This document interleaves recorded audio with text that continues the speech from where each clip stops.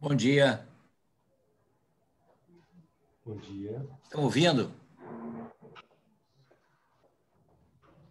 Estamos ouvindo bem. Bem-vindo. Desculpa que eu estou desde as 9 horas tentando entrar e não consegui. Fiz várias tentativas. Foi a última agora que eu já estava desistindo. Ainda bem que você não desistiu. Pois é, desculpa. Não me mandaram um telefone, zap, aí eu fiquei desesperado, mandando mensagem pelo e-mail. Não, só para uns minutos antes da gente começar. Eu fui atrás da Valéria no LinkedIn. Já começou, já está passando. Começou, pessoal. Bom dia a todos. Nós vamos começar o evento. Bom dia. Podemos começar? Então, bom dia a todos e todas.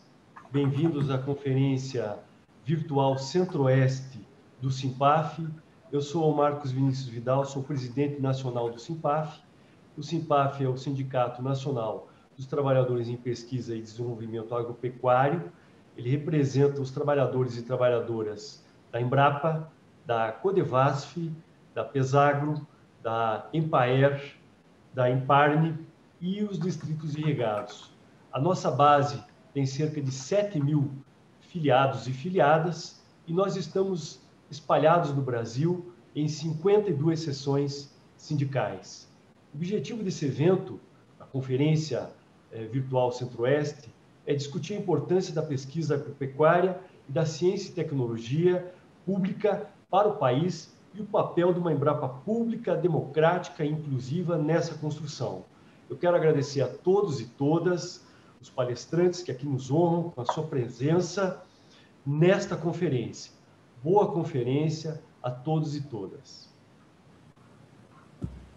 Obrigado. Quero passar a palavra para o nosso diretor de Ciência e Tecnologia, Mário Shea, por favor.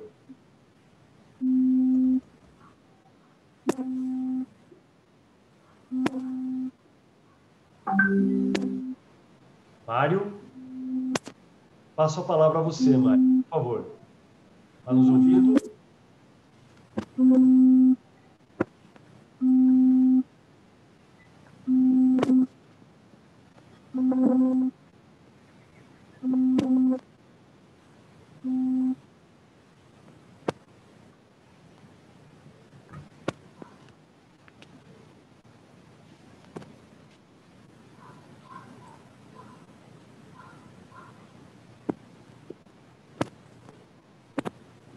Mário. Bom dia, pessoal.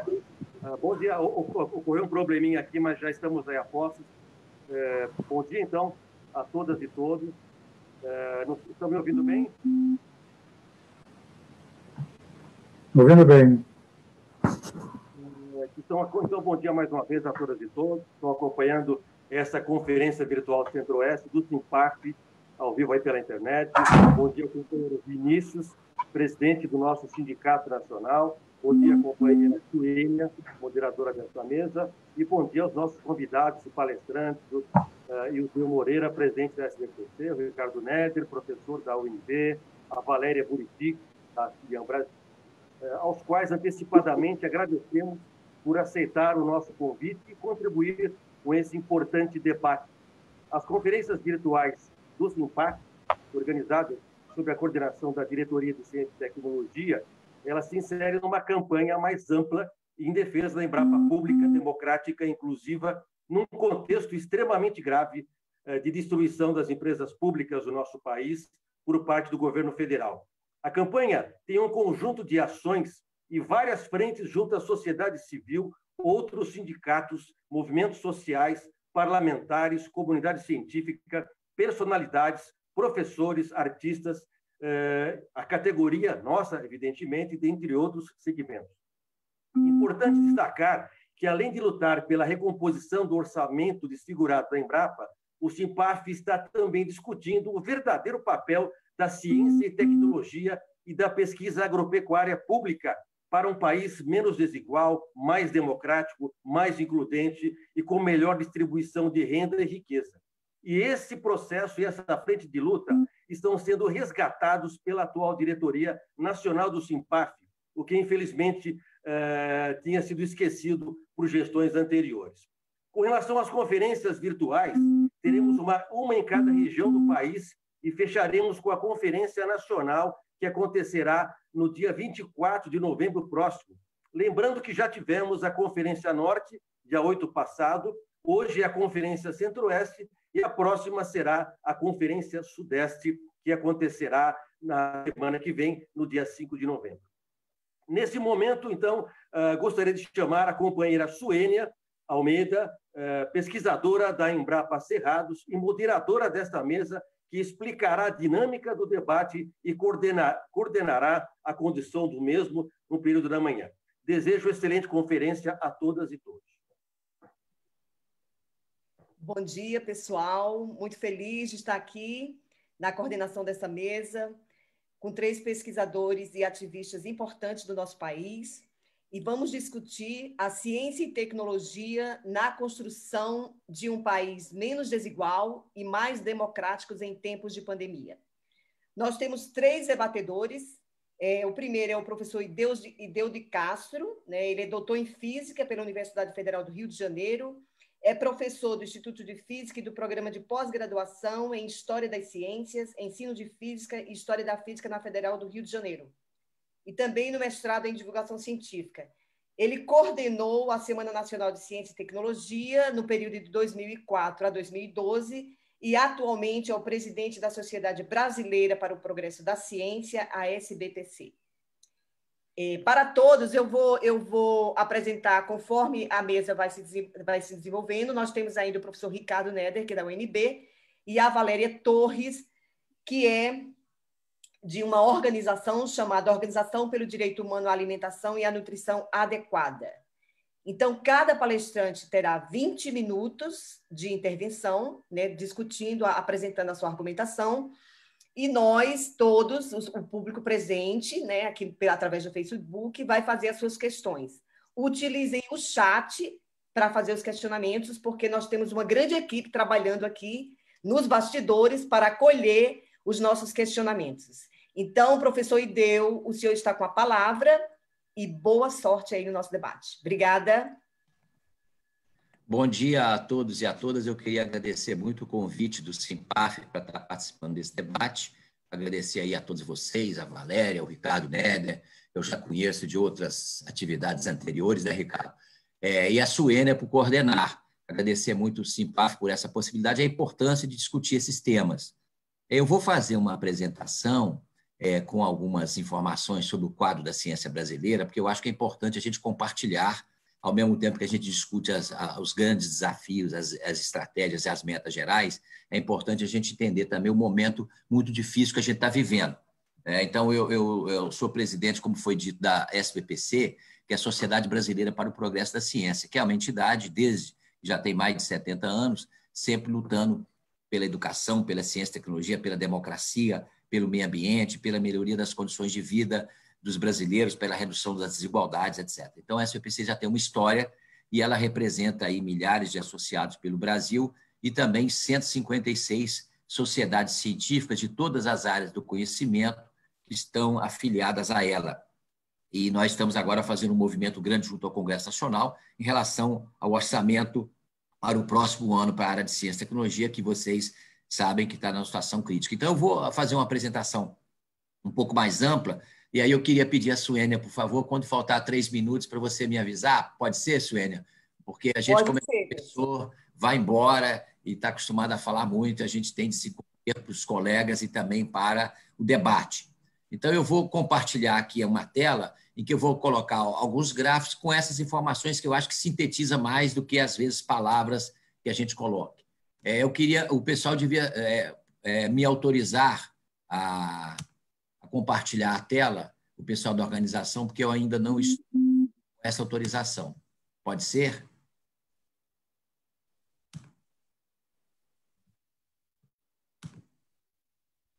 Bem, enquanto fazem isso, como eu dizia, a minha ideia é falar um pouco sobre como a ciência brasileira avançou nos últimos tempos, mas como ela está hoje, a situação em particular da questão de recursos, que é uma questão crítica, e em seguida eu vou discutir também algumas metas e desafios aí da ciência brasileira.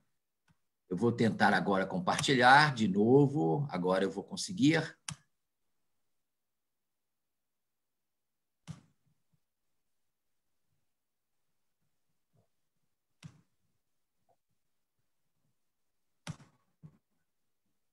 Bem, imagino que vocês já estão vendo, né, Suênia? Estão vendo a tela? Ok, tá bom, muito obrigado.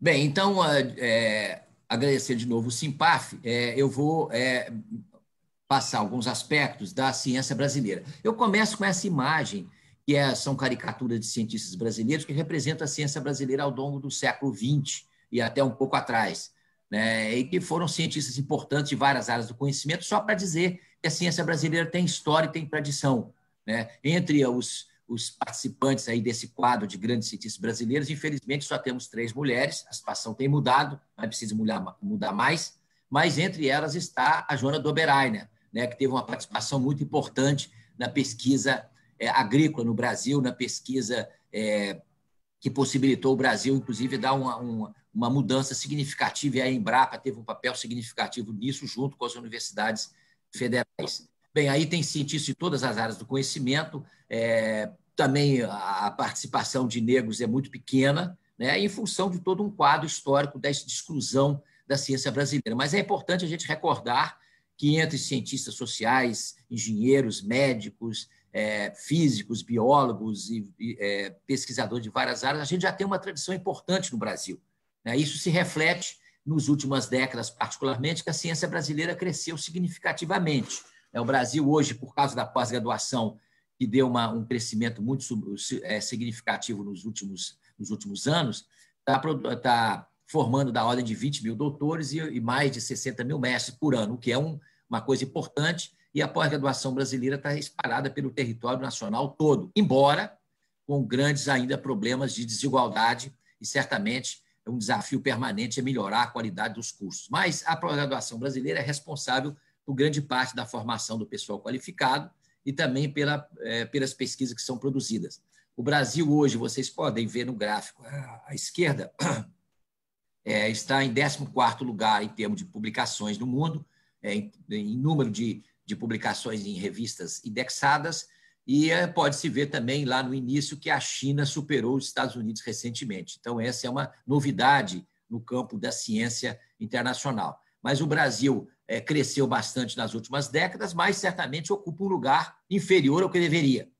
E também tem desafios importantes nessa produção científica, que ela tem de ter maior repercussão internacional, maior impacto, porque o impacto dela é relativamente pequeno, e também o impacto maior que ela deve ter é contribuir mais para o sistema produtivo brasileiro e para também a melhoria da gestão pública, a inovação social, etc.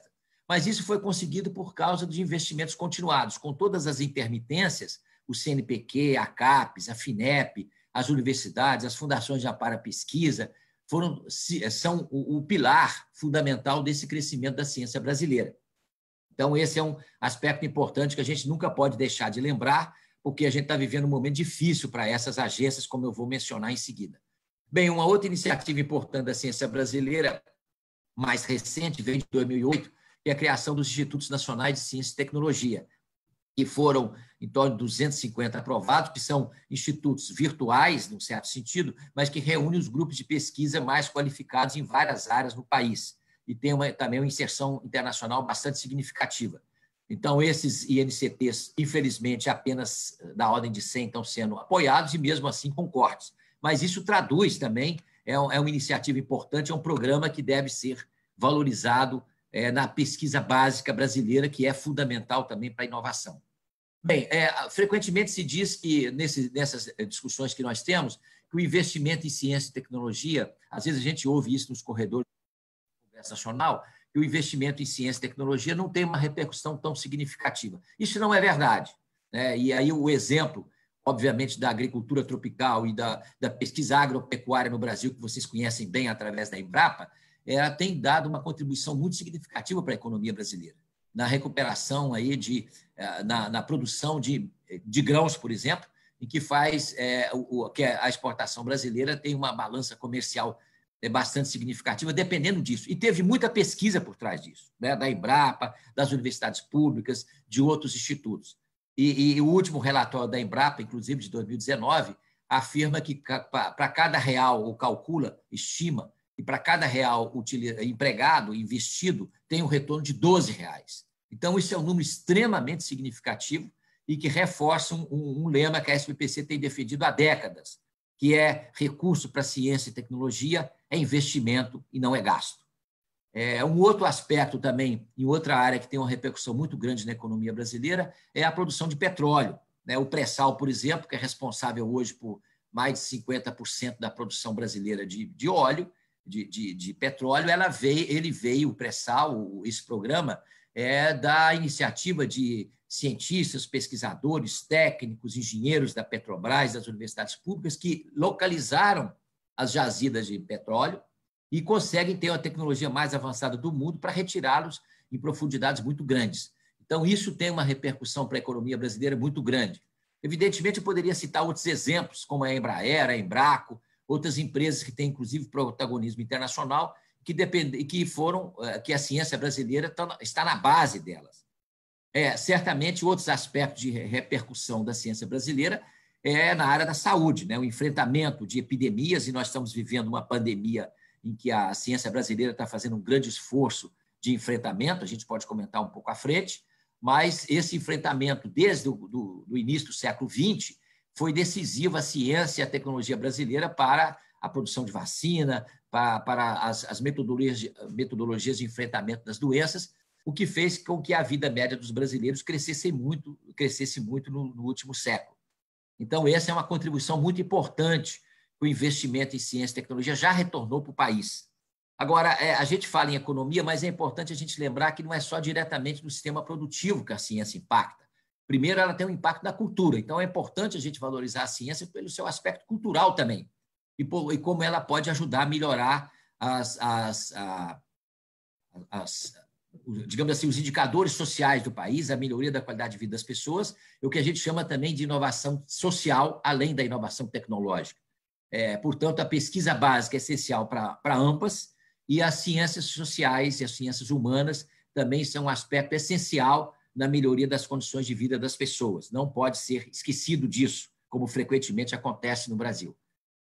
Só para dar um exemplo para vocês, a China, em 95, tinha o mesmo PIB brasileiro, e de lá para cá cresceu enormemente.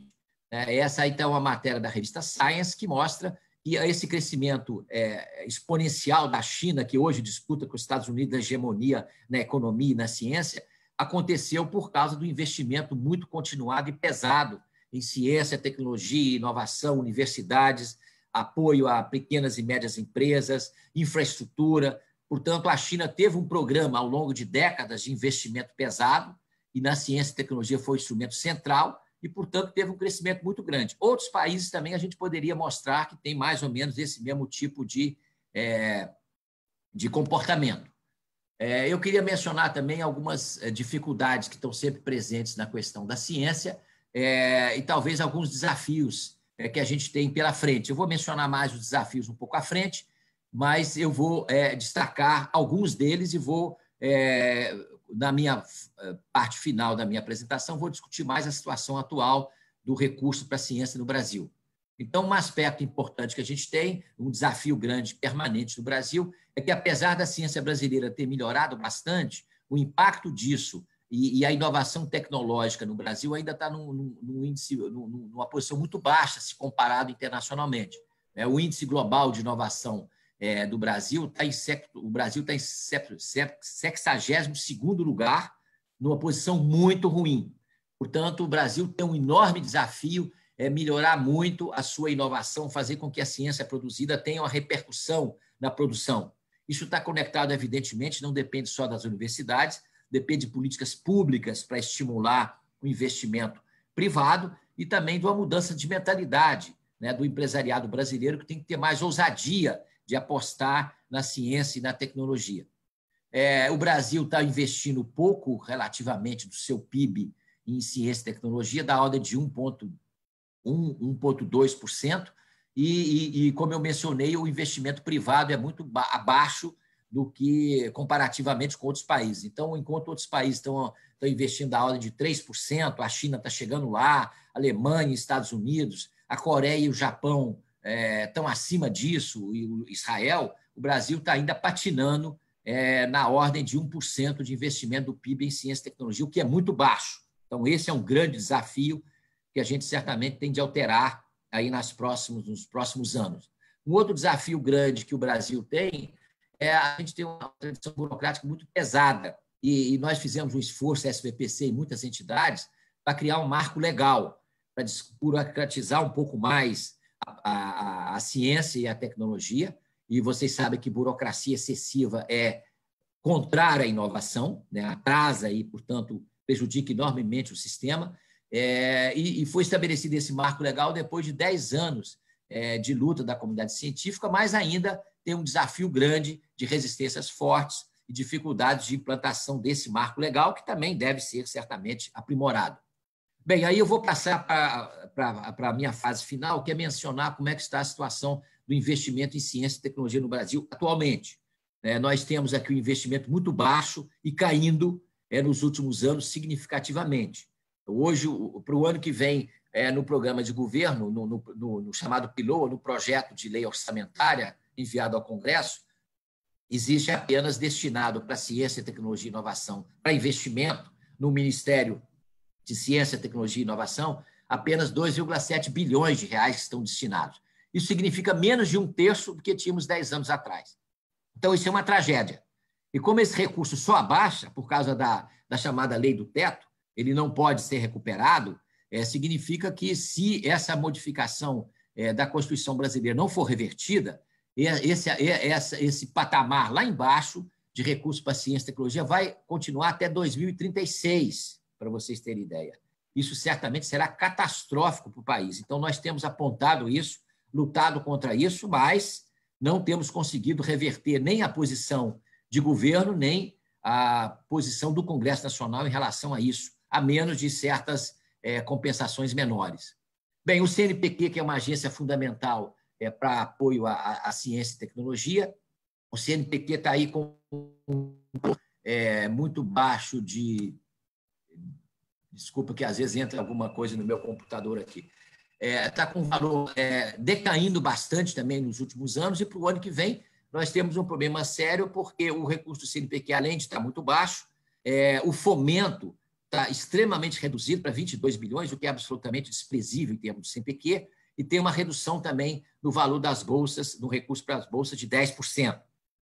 A CAPES também tem uma redução significativa, embora o orçamento total tenha diminuído da ordem de 8%, mas há uma queda de 10% para as bolsas de pós-graduação e 28% para as bolsas para a educação básica, né, o que é uma questão bastante séria, porque a CAPES tem um papel também importante na formação de professores para a educação básica, atuando principalmente nas licenciaturas, com os programas PIBID, por exemplo. A outra agência federal importante é a FINEP, que tem o Fundo Nacional para o Desenvolvimento Científico e Tecnológico, que é o principal fundo de apoio à ciência, tecnologia e inovação no Brasil, que, infelizmente, está com 90% dos seus recursos para investimento numa reserva de contingência. Ou seja, esses recursos que são recolhidos são tributos de setores econômicos que vão para pesquisa e desenvolvimento, mas são apropriados, a nosso ver, indevidamente, inclusive contra a lei que criou o FNDCT e os chamados fundos setoriais, é apropriado para outras finalidades pelo Ministério da Economia, para ajuste fiscal, para pagamento de dívida pública, o que seja, mas não são usados para investimento em ciência e tecnologia. Para vocês terem ideia, esse fundo perdeu nos últimos anos cerca de 25 bilhões de reais por causa desse contingenciamento. E para o ano que vem, a permanecer a proposta que está no Congresso Nacional, nós teríamos 4,8 bilhões de reais contingenciados e apenas 500 milhões para a FINEP poder utilizar para infraestrutura de universidades, para subvenção econômica de empresas, para outras atividades desse tipo. Eu noto que esse FNDCT foi fundamental, porque há dias atrás, inclusive, conversando com o doutor Alisson Paulinelli, que foi um dos criadores da Embrapa, ele me dizia que o recurso inicial para a criação da Embrapa veio desse fundo, para enviar jovens para o exterior, para formação, etc. Então, é um fundo que tem uma importância extraordinária em todo laboratório, todo grande instituição brasileira tem algum laboratório, algum equipamento proveniente de recursos desse fundo, que foi criado na década de 70. Infelizmente, ele está com esses valores extremamente, grande parte do seu recurso para investimento está contingenciado. Bem, tem outro, eu não vou mencionar muito, mas as fundações de amparo à pesquisa também, que são decisivas em muitos estados, em particular em São Paulo, e nós estamos agora numa luta acirrada em São Paulo para impedir projetos de lei que estão tentando reduzir o recurso da FAPESP, que é a fundação de amparo à pesquisa mais tradicional, que tem mais recursos no Brasil, mas que está sendo também, de certa maneira, ameaçada com projetos de lei de redução de seus recursos. As universidades e institutos tecnológicos estão com uma redução estimada para o ano que vem de 17% no seu orçamento de investimento, o que certamente vai ameaçar bastante o funcionamento dessas instituições, que já vem perdendo recurso ao longo dos últimos anos. A Embrapa também, mencionando aqui, a Embrapa tem uma redução significativa de recursos para o ano que vem no orçamento, que estão previstos para a área de pesquisa e inovação. Isso certamente é uma questão muito preocupante. Isso já aconteceu no ano passado, nós conseguimos reverter em parte, inclusive a Embrapa teve um recurso adicional na discussão orçamentária do ano passado, mas esse ano teve, de novo, uma restrição orçamentária significativa. O meio ambiente não é diferente, né? Também que tem uma área importante para apoio a pesquisas em biodiversidade, mas também tem uma redução da ordem de 20% em quase todas as ações, por exemplo, do IBAMA, inclusive de fiscalização, de recuperação ambiental, de prevenção de incêndios. Então, significa que essa é uma questão que nos preocupa também enormemente, e tem também um impacto grande na pesquisa, na economia e na condição de vida dos brasileiros. Bem, isso é o quadro, mais ou menos, da redução de recursos. Eu não sei se eu tenho algum tempo ainda, Suênia, para fazer a minha finalização. Pode fazer, professor. Tem tempo, sim. Tá bom. Bem, eu estou sendo muito telegráfico, mas eu coloco à disposição de vocês esses gráficos que aí podem ser estudados com mais cuidado. Eu dizia que a comunidade científica brasileira, a SBPC em particular, mas muitas outras, temos nos batido pela recuperação do orçamento, e esse aí é uma foto do ano passado, em que a gente teve no Congresso Nacional com uma presença bastante ativa, e conseguimos deter, naquele momento, a extinção do CNPq, uma agência desde a década de 50, importantíssimo. E também levamos lá 1 milhão de assinaturas para o presidente da Câmara, conseguimos os recursos para a recuperação das bolsas do CNPq naquele ano, e esse ano também fizemos uma luta intensa pela não extinção do FNDCT e tivemos êxito no Senado. E agora, eu vou mencionar em seguida, existe um projeto de lei que a gente conseguiu que fosse aprovado no Senado, o PLP 135, que impede o contingenciamento de recursos do FNDCT.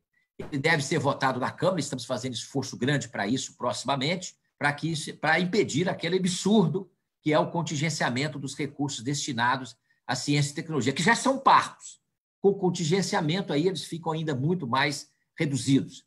Portanto, nós temos uma iniciativa para a ciência e tecnologia no Parlamento, que reúne aí muitas entidades, e é fundamental que a comunidade científica esteja junto. A Embrapa esteve conosco nessas lutas todas dos últimos anos, companheiros da Embrapa, nessa atuação dentro do Congresso Nacional para tentar reverter. A gente tem conseguido reverter algumas coisas pequenas, mas aquela grande queda do recurso para ciência, tecnologia e inovação no Brasil, que começou em 2015, 2016, a gente não tem conseguido reverter, infelizmente. Veja que a Constituição brasileira diz que pesquisa científica básica e tecnológica deve receber tratamento prioritário do Estado. Ou seja, a nosso ver, nem a Constituição do país está sendo seguida quando se trata de ciência e tecnologia. Outros aspectos também, mas nesse aí, em particular, ela é muito clara. A população brasileira também, todas as pesquisas que a gente faz, mostra e demonstra a sua opinião de que deveria ser aumentado os recursos para ciência, tecnologia e inovação, porque apesar de se ter uma formação ainda frágil científica na população brasileira, mas tem uma percepção clara da importância da ciência, da tecnologia e da inovação. Portanto, nós estamos fazendo essa campanha agora no Congresso Nacional e convidamos a todos vocês para nos ajudarem nisso. Aí são algumas entidades que estão fazendo esse esforço. e pedindo fundamentalmente ao Congresso Nacional a recomposição, não dos valores que nós tínhamos anos atrás, que seria um aumento muito expressivo nesse momento, mas pelo menos para valores de 2017, para a gente recuperar um pouco o recurso da CAPES, do CNPq, da Embrapa, das universidades, para a gente poder continuar funcionando minimamente. Então, essa é a nossa demanda junto ao Congresso Nacional nesse momento. E a segunda demanda é a aprovação dessa projeto de lei que impede o contingenciamento do FNCT, que garantiria, uma vez aprovado, a liberação integral dos seus recursos para a ciência, para a tecnologia e inovação, porque são decisivos para a ciência brasileira. Bem, eu ia mencionar aí, mas certamente outros colegas podem comentar, e se for o caso, a gente discute mais. As universidades e instituições de pesquisa estão fazendo muitas ações em relação à questão da pandemia, colaborando, apesar das condições, como eu mencionei, já muito prejudicadas de nossos laboratórios, de nosso pessoal, mas tem feito um esforço grande no enfrentamento da pandemia e tem feito bastante atividades, mas, infelizmente, os recursos para isso estão muito baixos. Os recursos também para pesquisa de enfrentamento da pandemia, que o governo liberou, da ordem de 500 milhões diretamente no Ministério, ainda são muito baixos para a demanda. A comunidade científica tem apresentado muitos projetos, inclusive de qualidade, mas apenas 10% dos projetos qualificados de enfrentamento da pandemia em pesquisa estão sendo apoiados, o que é um valor absolutamente pequeno diante da gravidade da situação. O mundo inteiro, aí tem um gráfico que depois as pessoas interessadas podem analisar, uma tabela que mostra que o investimento do Brasil está muito aquém, mesmo levando em conta o nosso PIB, do que o dos Estados Unidos, do Reino Unido, do Canadá, da Alemanha, da Comissão Europeia, da China, do Japão. Então, nós estamos investindo muito pouco também na questão da pandemia, diretamente na pesquisa. Eu não estou falando aqui do investimento em infraestrutura mais ampla de atendimento ou na questão de testes de vacina ou na produção de vacinas, eventualmente. A SBPC tem batalhado com muitas outras entidades, como a CNBB, a OAB, fizemos vários movimentos em defesa da vida e destacando sempre a perversa desigualdade social e econômica brasileira que afeta diferentemente as diversos setores sociais em relação à pandemia. Certamente tem várias lições que a gente poderia tirar da pandemia, uma delas, eu vou destacar duas delas, apenas ou três. Primeiro, que é fundamental que as atividades e órgãos de governo sigam orientações científicas e não façam negacionismo da ciência. Essa é uma questão crítica para o Brasil, que tem afetado profundamente o enfrentamento da pandemia aqui. Certamente, a ausência de um planejamento nacional adequado tem prejudicado muito o nosso enfrentamento, o que é também corresponsável pelos milhares e milhares de mortos que, infelizmente, nós já temos. A outra questão é certamente os recursos para pesquisa científica e tecnológica, que eu já mencionei, e uma outra é a gente se preocupar com uma recuperação do país no sentido de melhor condição de vida para as pessoas. Saneamento básico, habitação, transporte, meio ambiente, tudo isso é um fator decisivo também nesses momentos e para a melhoria da qualidade de vida das pessoas do ponto de vista mais amplo. Mas, infelizmente, no Brasil tem perdurado, além do terraplanismo geográfico, um terraplanismo econômico, que acha que o dinheiro, o sistema financeiro é mais importante do que tudo.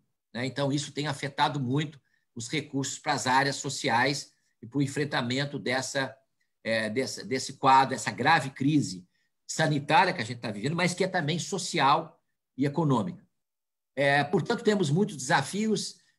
Certamente, um aspecto importante e permanente para todos nós da comunidade científica e acadêmica é melhorar a educação brasileira, em particular a educação básica, que tem que melhorar muito. Isso é um desafio permanente, fazer uma divulgação científica adequada, aqueles aspectos que eu já mencionei de valorizar a inovação tecnológica e a inovação social, e também fazer um planejamento muito mais racional e sustentável da exploração das riquezas do país. Para a gente construir um projeto de nação democrática e mais rica, menos injusta e com desenvolvimento sustentável, a gente precisa ter planos, projetos nacionais que faltam. E é fundamental para a ciência, tecnologia e inovação também que o país e as suas atividades estejam inseridas dentro de um projeto nacional mais amplo. A SBPC, a Academia Brasileira de Ciências, muitas entidades têm discutido isso, de se criar grandes programas mobilizadores nacionais para a redução das desigualdades, para o aproveitamento da biodiversidade, agricultura sustentável, a questão da Amazônia, do mar, da energia. Portanto, temos capacidade, temos uma infraestrutura no Brasil que, se for aproveitada, pode certamente melhorar muito a nossa economia e diminuir muito as desigualdades do país. Então, eu deixo a minha mensagem final, dizer para vocês todos que estamos juntos nessa luta e agradecer muito aqui de novo o Simpaf por esse convite e dizer que a SUEPC está junto com vocês nessa batalha por ciência, por tecnologia, por um Embrapa forte e também conectada com os grandes interesses do país. Muito obrigado. Muito obrigado, professor Ildeu, que nos deu aí um panorama, né, histórico e muito atualizado da situação da ciência no país e no mundo. E agora, você que anotou a sua perguntinha, pode nos enviar, viu? Agora nós vamos passar na sequência para a fala do professor Ricardo Toledo. Você que acabou de entrar, você está na Conferência Centro-Oeste de Ciência e Tecnologia na construção de um país menos desigual e mais democrático em tempos de pandemia, uma organização do Simpaf. Então, aqui vamos ao professor Ricardo Toledo Neller. O professor Ricardo, ele é mestre em Sociologia e Ciência Política, doutor em Ciências, atua na graduação, na especialização e pós-graduação da UNB, vinculada à faculdade da UNB Planaltina e do CEAM. Atualmente, ele conduz uma pesquisa no assentamento Osiel 3, no Distrito Federal. Uma pesquisa sobre gestão de recursos hídricos e produção de alimentos com base agroecológica. Então, o professor vai fazer a sua fala, ele tem 20 minutos para compartilhar aí o nosso debate de hoje. Bem-vindo, professor. Com a palavra, professor Ricardo.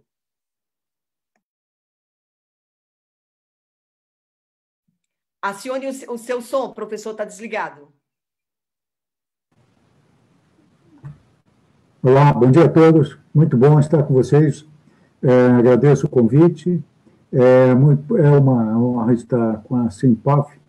O Simpaf é um sindicato importante do ponto de vista da nossa resistência para políticas científicas e tecnológicas na agricultura brasileira, na agricultura em geral, na agropecuária. E eu vou resumir nossa intervenção a 3 pontos. Primeiramente, falar que nós temos que compartilhar uma visão sobre o óbvio do regime em que nós estamos vivendo. Durante os últimos 35 anos, nós vimos surgir e agir um personagem que, do alto, e a nossa revelia decidia os rumos do planeta.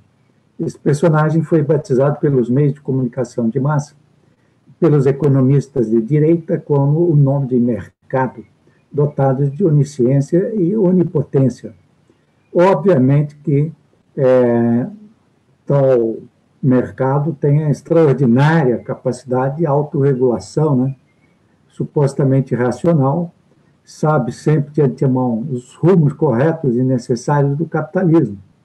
Onipotência também, porque possui um poder incontestável de decisão sobre as ações dos estados e das sociedades, sobre os corações e as mentes dos indivíduos.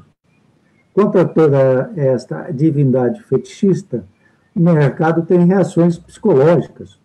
Está nervoso, calmo, está de acordo, não está de acordo, aprova, desaprova, recompensa, pune.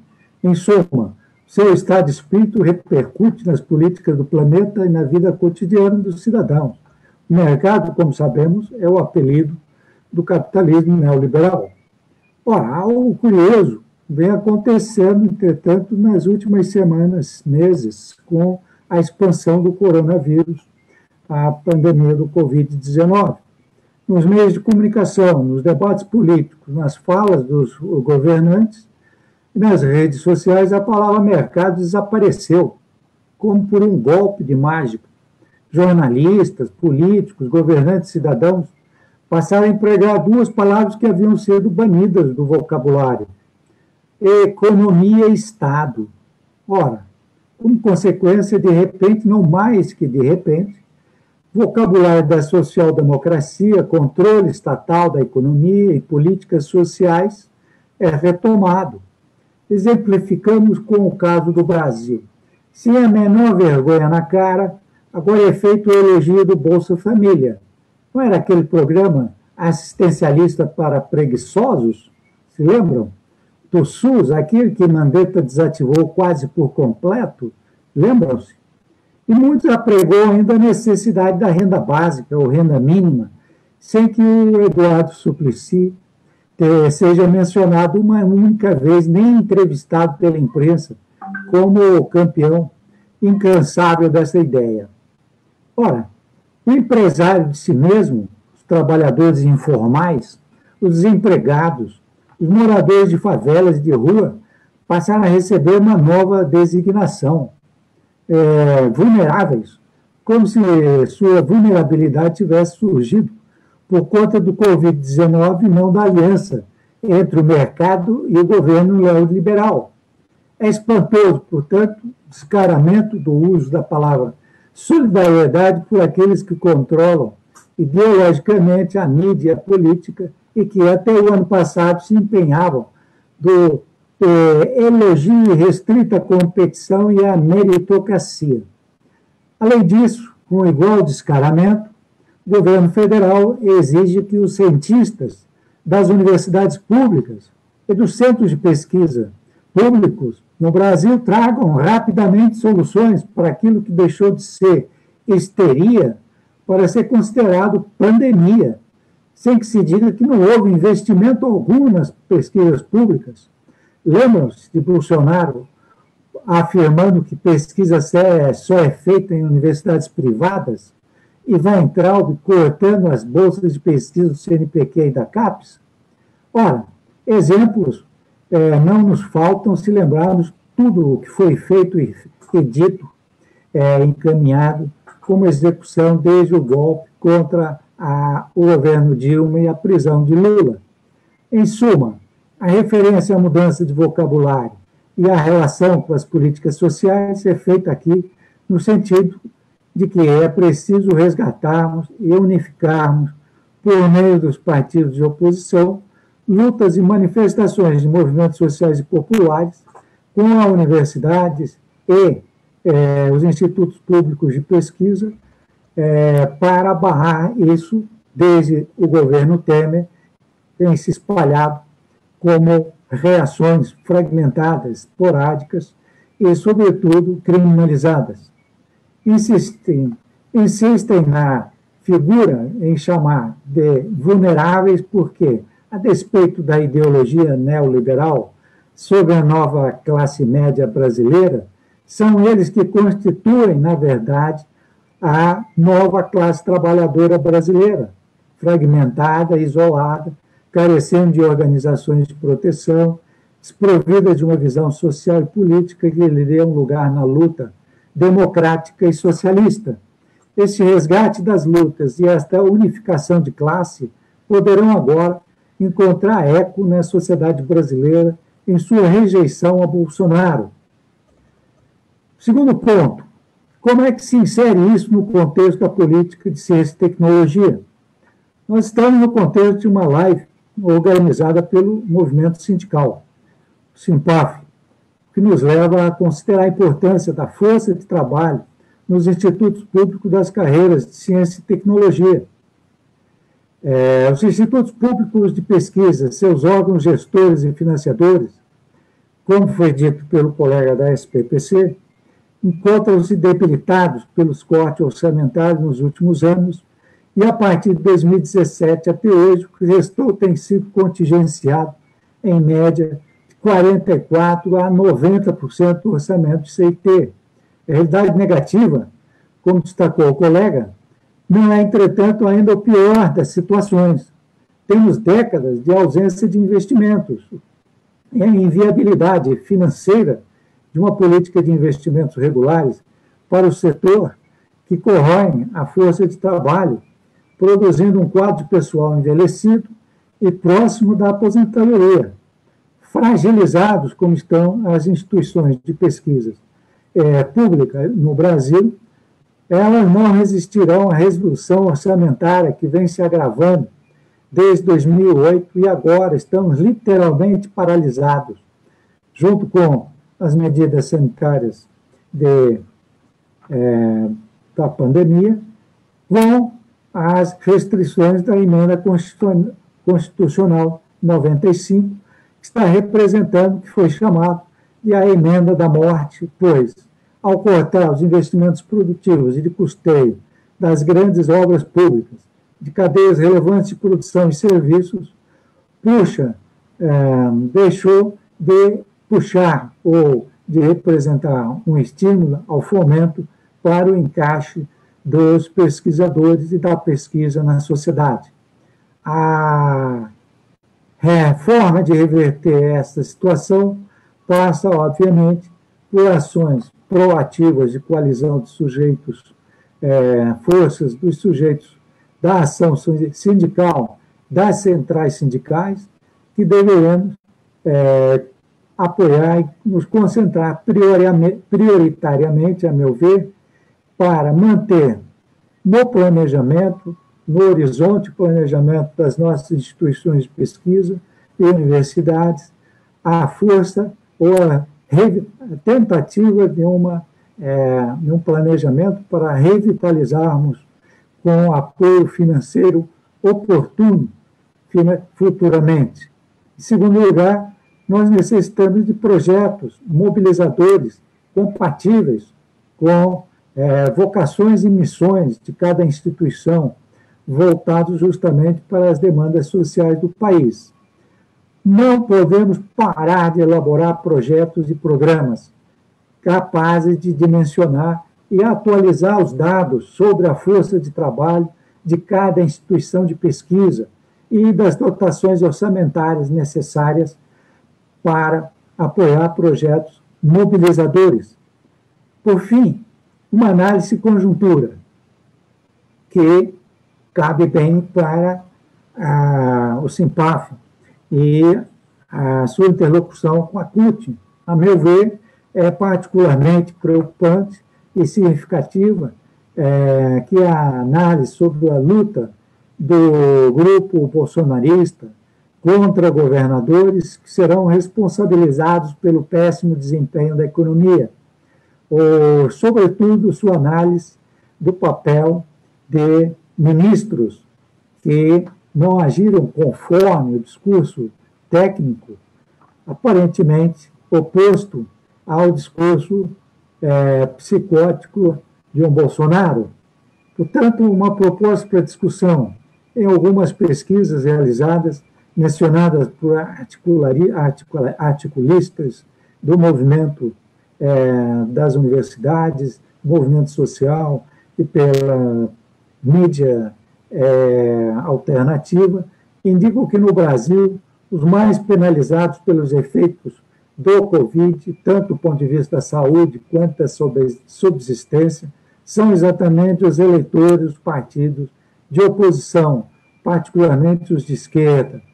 Em outras palavras, são aqueles de cujas organizações e lutas nasceram os programas e projetos de políticas de ciência e tecnologia para a sociedade brasileira e que provém de partidos de esquerda e também daqueles que, destroçados pela economia e política neoliberais, hoje buscam o caminho que define a essência da democracia, ou seja, a criação e a garantia de direitos.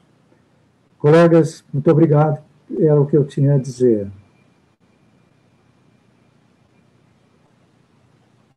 Muito obrigado, professor Ricardo. Se você tem um questionamento, pode enviar aqui pelo chat, e nós passamos agora para o nosso terceiro palestrante, que é a companheira Valéria Buriti. Ela é advogada e mestre em Ciências Jurídicas pela Universidade Federal da Paraíba. Atualmente é secretária-geral da Organização pelo Direito Humano à Alimentação e à Nutrição Adequadas. É consultora em Direitos Humanos e Soberania e Segurança Alimentar e Nutricional. Nós estamos na Conferência Centro-Oeste do SIMPAF, sobre ciência e tecnologia na construção de um país menos desigual e mais democrático no contexto da pandemia. Por favor, Valéria, você pode acionar a sua câmera? Sim, bom dia. Bom dia, obrigada, Suênia, bom dia. Então, gente, eu queria primeiro agradecer o convite, recebi um convite muito carinhoso da Dione, estava de férias, a Dione me achou e me convidou de uma forma irresistível. Queria agradecer o presidente, o Mário, a Suênia, o Ideu e o Ricardo. Para a gente é super importante estar aqui, e estar discutindo esse tema no momento que a gente está vivendo. Eu sou da FIAM Brasil, acho importante dizer que a FIAM Brasil faz parte do Fórum Brasileiro de Soberania e Segurança Alimentar e Nutricional e também da Aliança pela Alimentação Adequada e Saudável, e a gente também faz parte da Conferência Popular Autônoma de Soberania e Segurança Alimentar e Nutricional, que é um processo que surge aí como uma resistência aos diversos ataques e graves ataques que a política de segurança alimentar e nutricional tem sofrido no Brasil.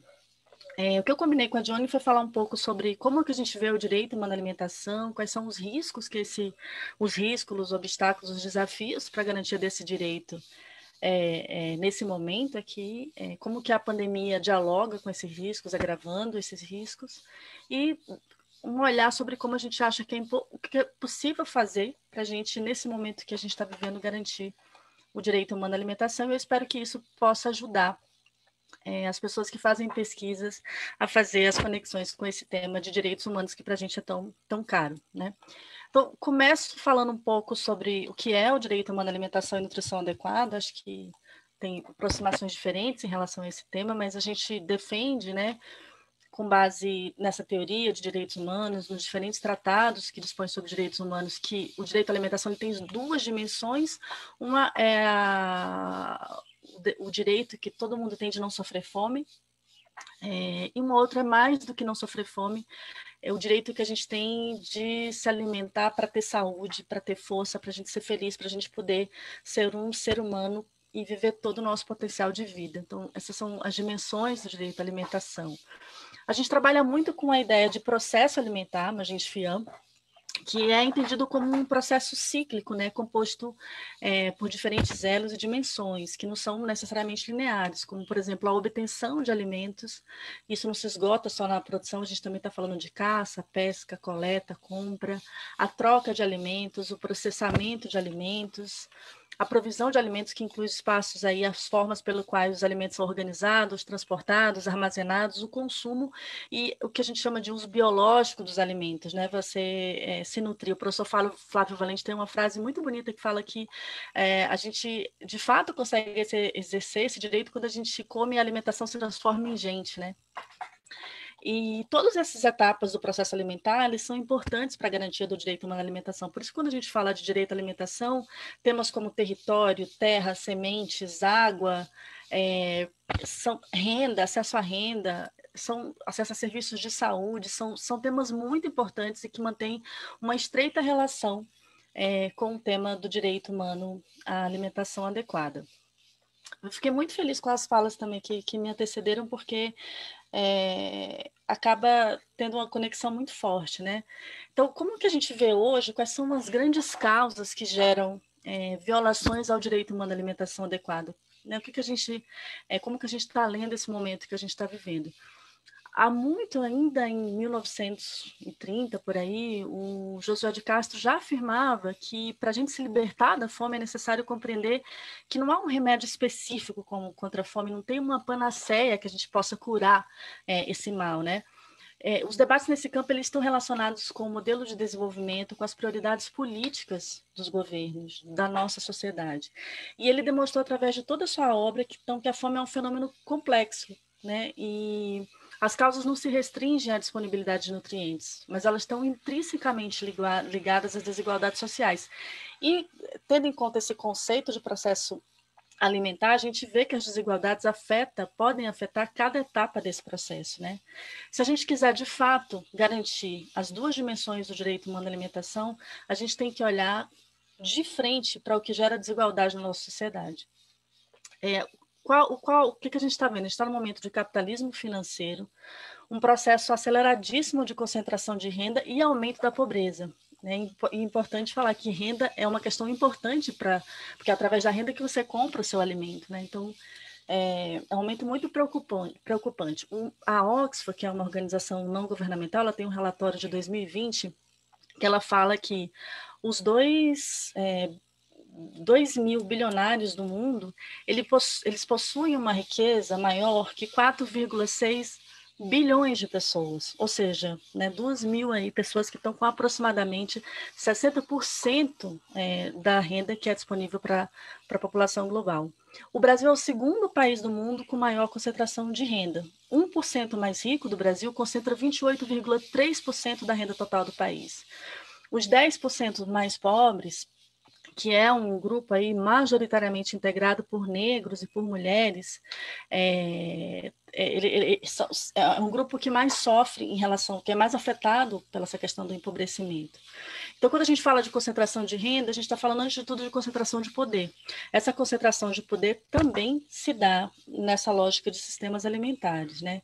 A gente vê aí que o Atlas do Agronegócio, ele mostra como há uma concentração corporativa, né? Que evidencia essa organização do que a gente chama de impérios alimentares.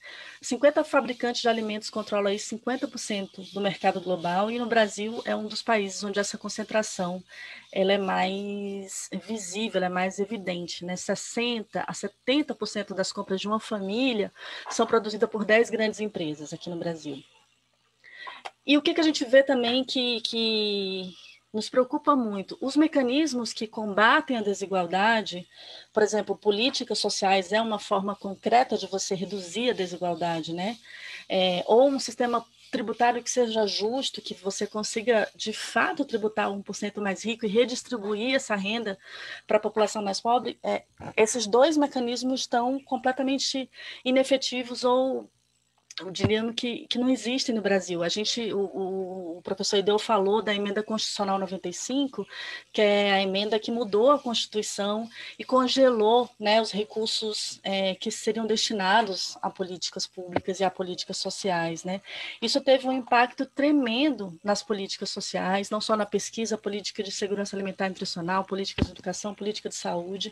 Isso gerou um empobrecimento de muita gente. A gente está vendo um crescimento expressivo, especialmente da extrema pobreza no Brasil, mais do que a pobreza.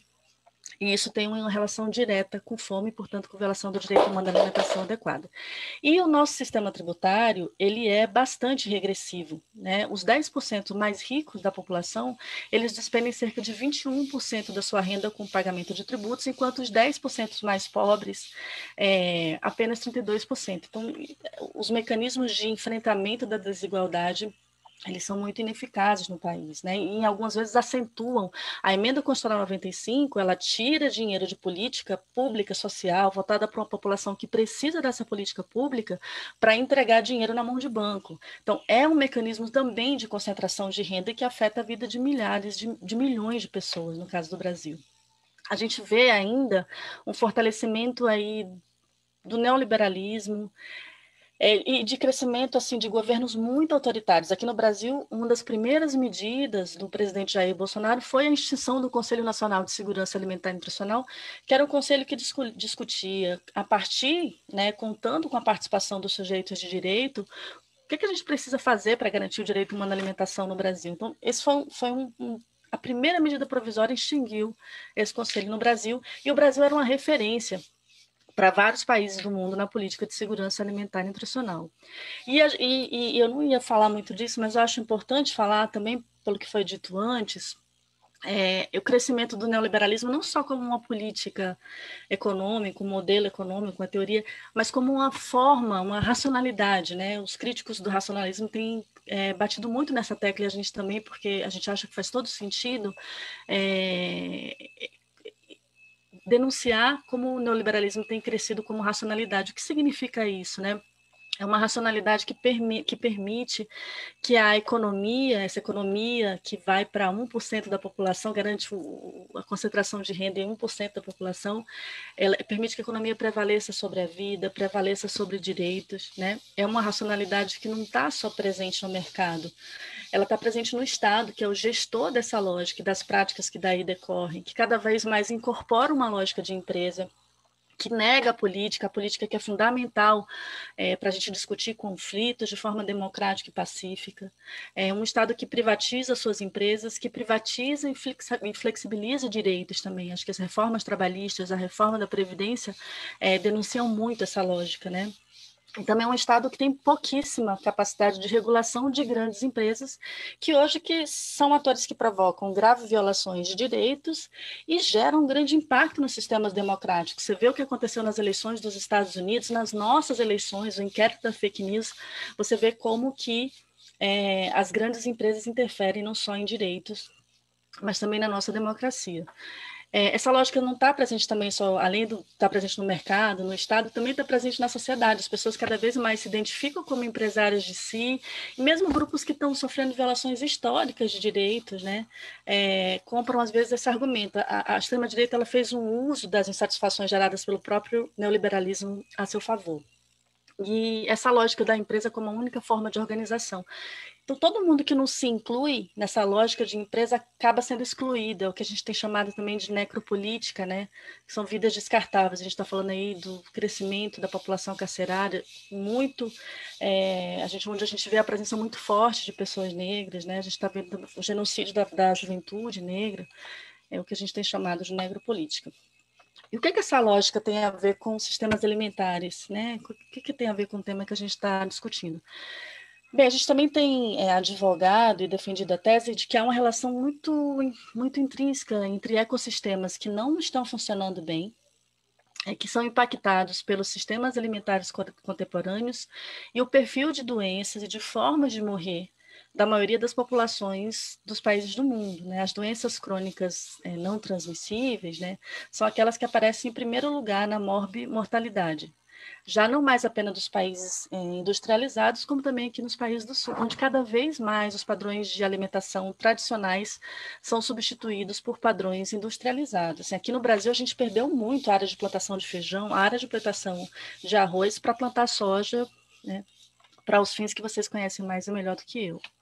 A gente vê com muita preocupação o aumento do consumo de ultraprocessados, que na verdade não são alimentos, são fórmulas, né, cheias de conservantes, de sal, de gordura, e que tem um impacto muito grande na nossa saúde. E o que a gente afirma é que numa dinâmica que impera o sistema alimentar agroindustrial, caracterizado por distribuição desigual de recursos, por destruição da natureza, por modelos que são insustentáveis de produção e de consumo, e por déficits que são muito graves na capacidade de regulação, a gente acaba vendo graves repercussões na garantia do direito humano alimentar, no direito humano à alimentação. Isso vem sido ecoado com muita força, e não é de agora. Acho que o primeiro grande relatório que deu conta de demonstrar o que estava acontecendo com os nossos sistemas alimentares e como isso estava impactando a nossa vida e a vida do planeta, como que isso estava acontecendo, é um relatório do ex-relator da ONU, Olivier de Schutter, de 2014, onde ele traz todas as falhas e todas as externalidades dos sistemas alimentares e chama atenção para o direito humano à alimentação como um potencial de transformação desses sistemas alimentares. Em 2019, a revista Lancet ela passa a usar uma expressão chamada sindemia global, que são uma sinergia entre pandemias, que são obesidade, má nutrição e mudanças climáticas associadas aos sistemas alimentares.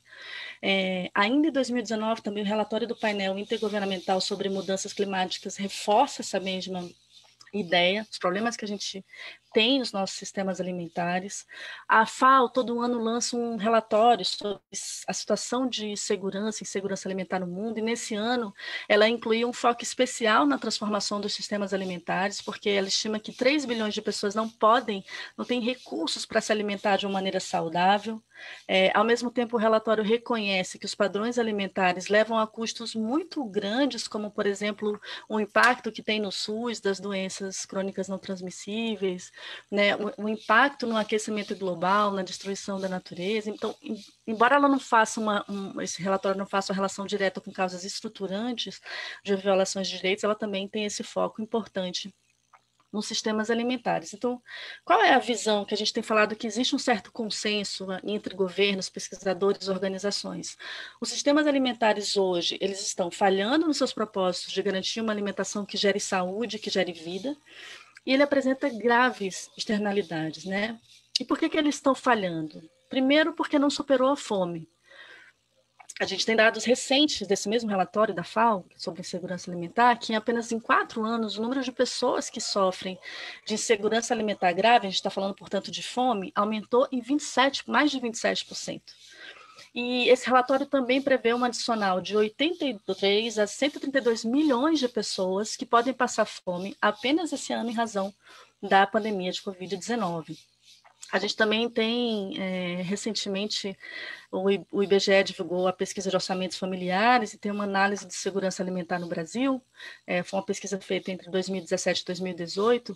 A gente tem hoje 10,3 milhões de pessoas vivendo em domicílios em que houve privação severa de alimentos, ou seja, são pessoas que passaram fome em algum momento. No Brasil, hoje, a gente tem cerca de 36,7% da população com algum grau de insegurança alimentar e nutricional. Em 2013, esse percentual era de 22,6%, ou seja, o percentual de insegurança alimentar no Brasil cresceu mais de 14%, né, nos últimos anos. A Prevalência Nacional de Segurança Alimentar e Nutricional, portanto, caiu pela primeira vez desde 2004, né, quando iniciou a pesquisa, alcançando o seu patamar mais baixo. As crianças são muito afetadas por esses dados. Metade das crianças menores de 5 anos moram em domicílios com algum grau de insegurança alimentar. Isso é gravíssimo, porque o que as crianças passam vira uma marca para o resto da vida dessas crianças. Então, isso é um dado muito grave. E a gente também está falando de desigualdade. Por quê? Tem uma desigualdade regional, desigualdade de raça, desigualdade ligada a gênero, enfim. Menos da metade dos domicílios do Norte, 43%, e do Nordeste, 49,7% tem acesso pleno e regular aos alimentos. Dos mais de 3,1 milhões de domicílios com insegurança alimentar grave, no Brasil, 1,3 milhões, ou seja, quase a metade está no Nordeste, né? Mais da metade dos domicílios com insegurança alimentar grave são chefiados por mulheres, e os domicílios com pessoa de referência autodeclarada pardo ficam acima de 5% para todos os níveis de insegurança, acima de 50% para todos os níveis de insegurança alimentar e nutricional. E além da fome, a gente tem um outro problema que a gente chama de dupla carga, né? A gente está no que a gente chama de um crescimento muito grande de sobrepeso e obesidade, que também é uma expressão da malnutrição. Então, a gente tem aí 55,7% da população com sobrepeso, quase 20% da população com obesidade, e as crianças entre 5 e 9 anos aí, cerca de 12,9% são obesas, o que também tem um impacto muito grande na saúde, na vida dessas pessoas. Quem já teve alguém afetado por doenças, por exemplo, como diabetes, sabe o que significa essa doença, que é silenciosa, mas quando chega, ou gera uma morbidade, ou gera uma mortalidade, e gera muito sofrimento para muita gente. No nosso país, a gente tem que esquentar esses números, né? Porque são de pessoas que a gente está falando. E quais são as externalidades? Primeiro, a destruição da natureza, e aí são muitos dados que a gente tem sobre o impacto que os sistemas alimentares têm na poluição de água, quantos eles ocupam de terra, enfim. Há uma distribuição desigual de recursos, de acesso à terra e acesso à renda para produzir, né? A gente vê bem isso, essa diferença aqui no Brasil, quanto que, mesmo em governos populares e que tiveram importância para a segurança alimentar e nutricional, o agronegócio ainda recebia muito, né, recurso, muito mais do que a agricultura familiar. E esses sistemas também geram conflitos. Então, a Comissão Pastoral da Terra sempre lança os conflitos de campo no Brasil, trazendo dados super fortes sobre os conflitos que estão ligados aí ao agronegócio, aos sistemas alimentares. Faltam 3 minutinhos. Então, só rapidinho, a Covid ela chega no Brasil com o desmonte da política de segurança alimentar, o desmonte da política de saúde, de assistência social. Ela tem uma causa... Pandemias como a Covid-19, elas podem ter uma estreita relação, né, na sua causa, com os sistemas alimentares. O agronegócio cada vez mais vai derrubando barreiras imunológicas, chegando em áreas que até então estavam preservados, né? A gente fala que ali tem organismos vivos também, que não são humanos, mas que tem ali o seu espaço, e esse espaço não está sendo mais respeitado. Então, quando a gente aproxima esses micro-organismos com outros animais que são aí tem uma imunidade baixa, né, criados da maneira que são criados, a gente abre portas para outras pandemias como essa recorrente, a gente já viu várias doenças associadas, tem um pesquisador chamado Robbie Wallace, que ele fala grandes fazendas produzem grandes gripes, que é um livro muito interessante, mas essa recorrência da zoonose é um alarme que indica que a gente está à beira do irreversível, né, que essa emergência planetária ela tem sido expressada na ausência de refúgios naturais para espécies que ainda vivem. Isso é um indicador de urgência para a gente mudar a forma como a gente produz e consome alimentos. A pandemia afetou exatamente os grupos como, por exemplo, pessoas de risco, que são pessoas que têm doenças crônicas não transmissíveis, como obesidade, diabetes, e ela deixou evidente e aprofundou as desigualdades que existiam aqui. Então, não vou... tem 2 relatórios, quem quiser ter mais informação, eu posso aprofundar no momento das perguntas, que a FEA Internacional fez sobre os impactos da Covid-19 no direito humano à alimentação, mas claro que um dos maiores, essa questão das medidas de isolamento, que são super necessárias para garantir a segurança das pessoas, né? Aqui o presidente colocou nisso o problema e não na pandemia. Claro que geraram um problema de aumento da fome, de desemprego, e isso é uma situação que pode agravar violações do direito humano à alimentação adequada, até porque a gente não tem um Estado forte, como deveria ser, para garantir dignidade para a vida das pessoas. Houve em vários países do mundo aumento do preço dos alimentos, como aconteceu aqui no Brasil, alimentos importantes para a nossa cultura alimentar, feijão, arroz, aí com preços que subiram, e que tem a ver também com essa perda de área para a produção de arroz e de feijão, com a falta de apoio para órgãos de Estado, como a CONAB, como as políticas de segurança alimentar e nutricional. Enfim, isso tudo tem a ver com a Covid, e a gente acha super importante, só para concluir, colocar o direito à alimentação e nutrição no centro de ações coletivos, inclusive de pesquisas, né? Se a gente faz isso, a gente coloca a alimentação como um direito, a gente pode reorganizar a nossa lógica de produzir e consumir alimentos, né? Existem relações fundamentais entre alimentação e nutrição, por um lado, saúde por outro, e ecossistemas saudáveis são uma condição essencial para que a gente tenha alimentação e nutrição, e é uma contribuição fundamental também para a estruturação de um terreno imunológico adequado para outros seres vivos. Não estamos só aqui, né? A gente tem que entender isso, né? Então, esse ponto de vista vai além das ciências focadas nesse positivismo, voltado exclusivamente para a busca de medicamentos ou vacinas, né? Então, é muito importante a gente construir essa proposta mais holística, com a participação, conhecimento ancestral de comunidades que protegem a biodiversidade, as sementes, e, enfim, assim a gente consegue respeitar vidas, e há então, portanto, um chamado urgente da gente transformar os nossos sistemas alimentares, né?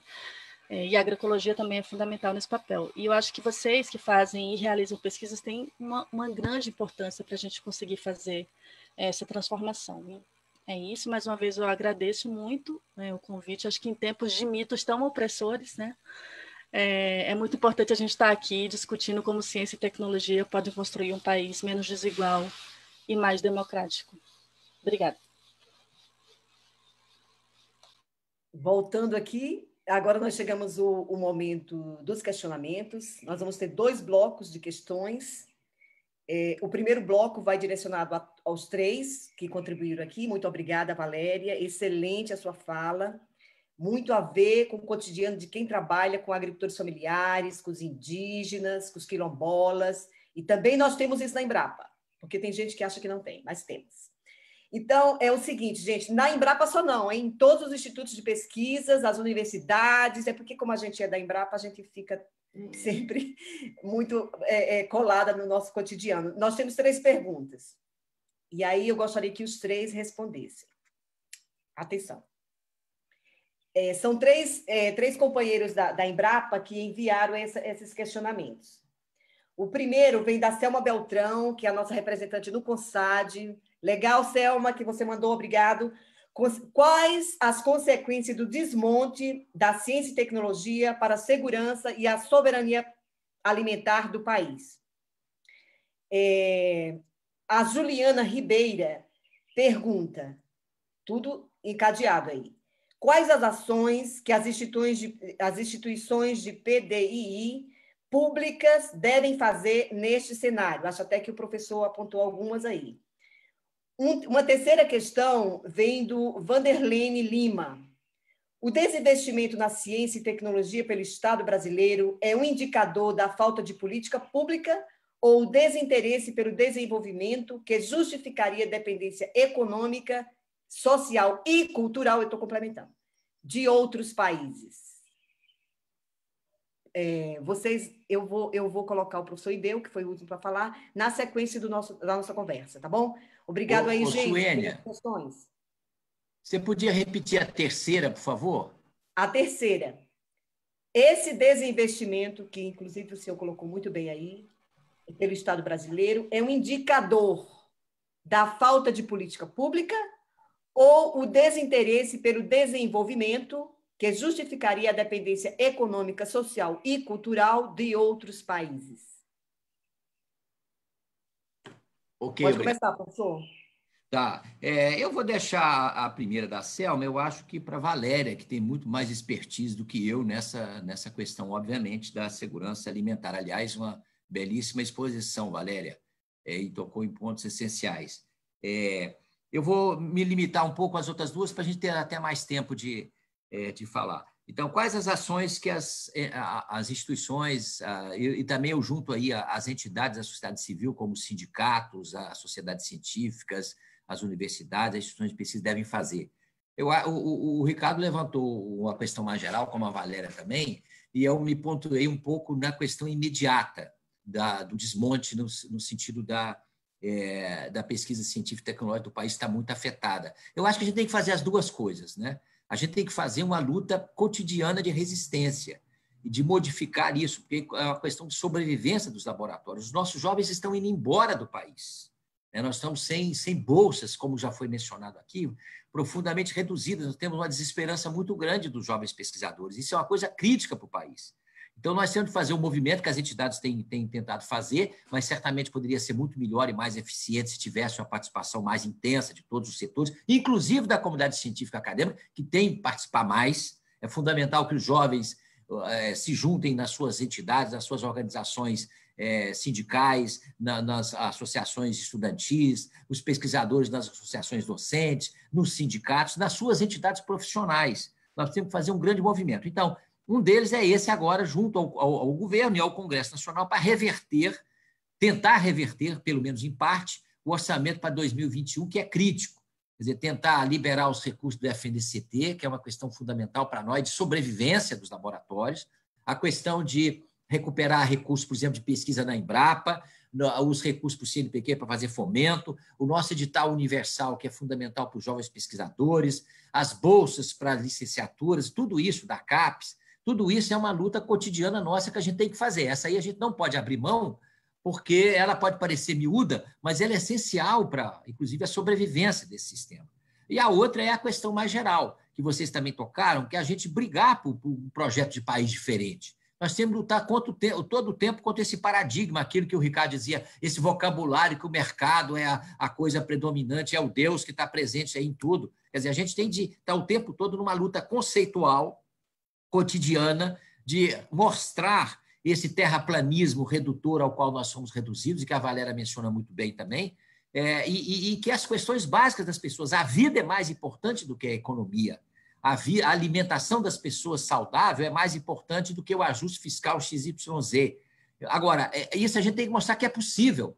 E eu estou muito otimista nos últimos dias, não sei se vocês também, mas com os resultados, por exemplo, da Bolívia e do Chile, o Chile caminhando para uma Constituição, com a imensa maioria da população dizendo que tem que mudar uma Constituição atrasada, autoritária, e tem de construir um país diferente. Eu acho que esses exemplos também nos entusiasmam para dizer que é possível. Eu acho que o Brasil também é possível, a gente tem de acreditar nele e a gente tem de construir ações imediatas, como eu disse, da conjuntura imediata, mas também pensar sempre em ações mais generosas e amplas, e a construção de um projeto de país diferente. A pergunta se falta política pública, do nosso ponto de vista, falta, mas do ponto de vista de quem está lá, não falta, porque a política pública é o desmonte. A política pública para esse tipo de pensamento vamos retirar o dinheiro dos setores sociais, vamos deixar para para o mercado fazer o que significa acentuar ainda mais profundamente as desigualdades. Então, tem um projeto por trás disso. Tem um projeto de desconstrução. Quer dizer, não é que nós estamos na oitava maravilha do mundo, não.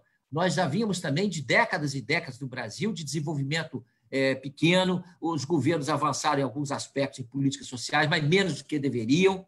Tem de criar uma base muito mais renovada da economia brasileira, reduzir drasticamente as desigualdades, criar mais oportunidades na educação e na ciência e tecnologia. Bem, eu já estou falando demais, mas acho que respondi as duas questões. Por favor.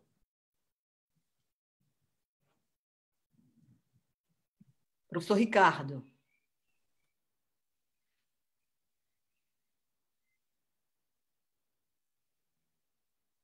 Está mudo, professor? Eu acrescentaria, no sentido que o Deu colocou, que não políticas são políticas deliberadas, né?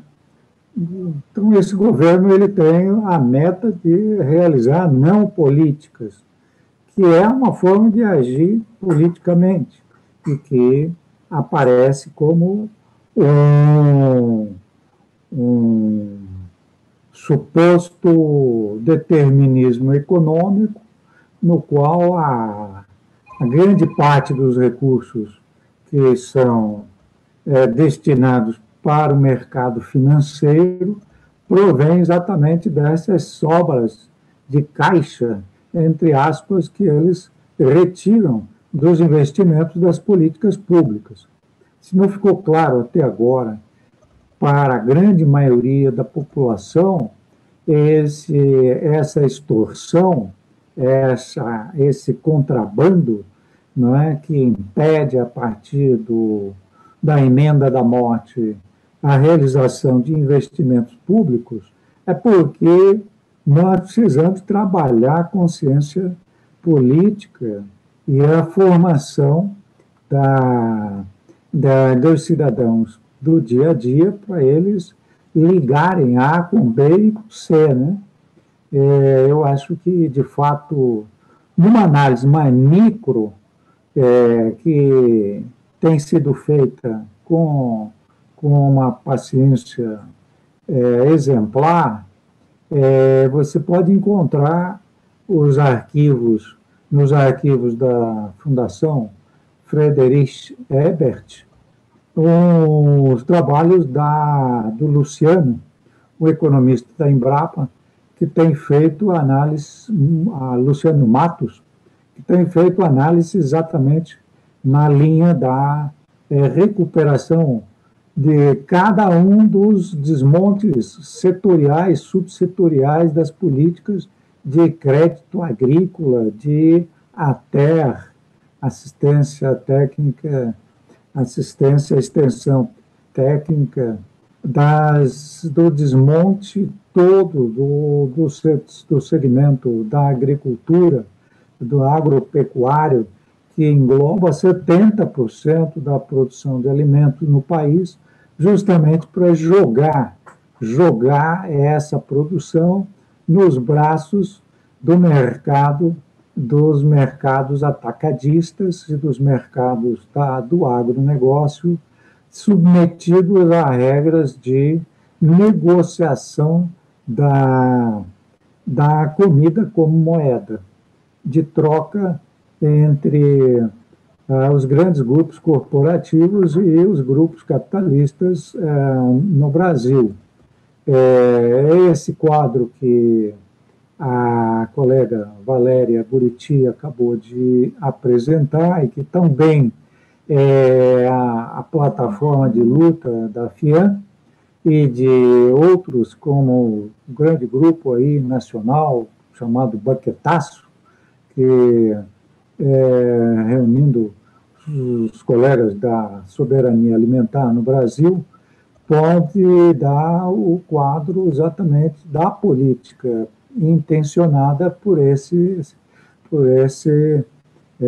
regime. Portanto, uma antipolítica da soberania e da segurança alimentar, né?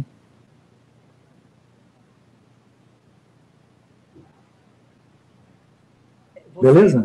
Com a palavra. Obrigada. Posso ir, Suene? Não, então acho que os dois já responderam muito bem. Assim, eu vou ficar com a resposta vou responder a Selma Beltrão, né? Claro que pesquisa é fundamental para vários setores da vida, para a soberania, para a segurança alimentar e nutricional também. Sei que hoje à tarde vocês vão debater um pouco com movimentos da Via Campesina, né, sobre o que eles vão apontar.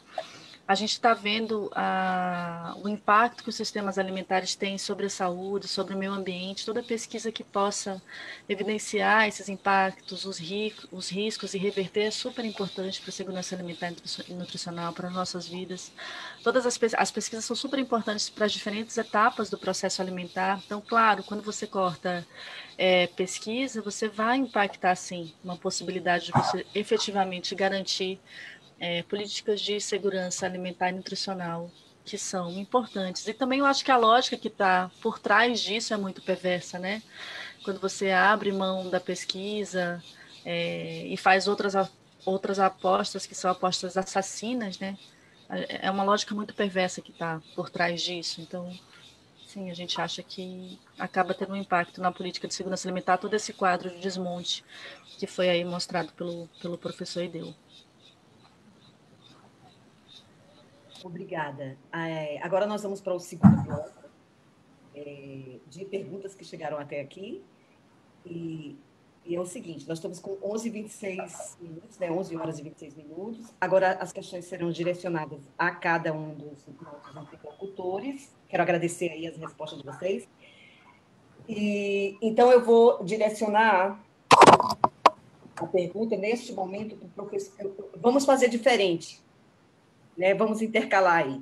Então, a primeira questão vai para a Valéria. Valéria, você retoma aí essa questão, que é sobre a relação dos conflitos socioambientais, assalto aos territórios indígenas, quilombolas e os camponeses. Qual é essa relação com a soberania alimentar e a mercantilização do conhecimento científico? Para o professor Ideu, a pergunta é como que a SBPC avalia, no contexto da negação da ciência, a liberdade de expressão de quem produz conhecimento no Brasil. Porque nós estamos assistindo aí uma verdadeira caça às bruxas e aos bruxos, né? Atuais, modernos. E uma terceira questão, que é para o professor Ricardo, que é sobre essa pergunta, sobre como a organização sindical, porque é importante essa questão, como a organização sindical, como o nosso SINPAF, pode contribuir para apoiar a luta em defesa do Guia Alimentar Brasileiro, que está em risco com um governo aliado do capital, que está desmontando as políticas públicas relacionadas à garantia do direito fundamental à vida, à saúde e à soberania brasileira.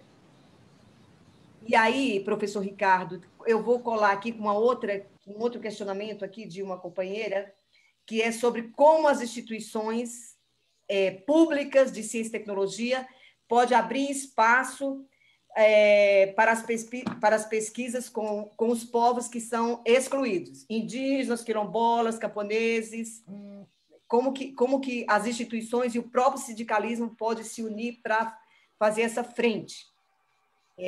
Então, Valéria, com a palavra você, querida. Obrigada, Sônia, agradeço pela pergunta. Então, acho que primeiro eu queria falar que a gente está num momento assim, sem precedentes, né? A gente tem falado que não é uma crise ambiental, é um momento de colapso ambiental.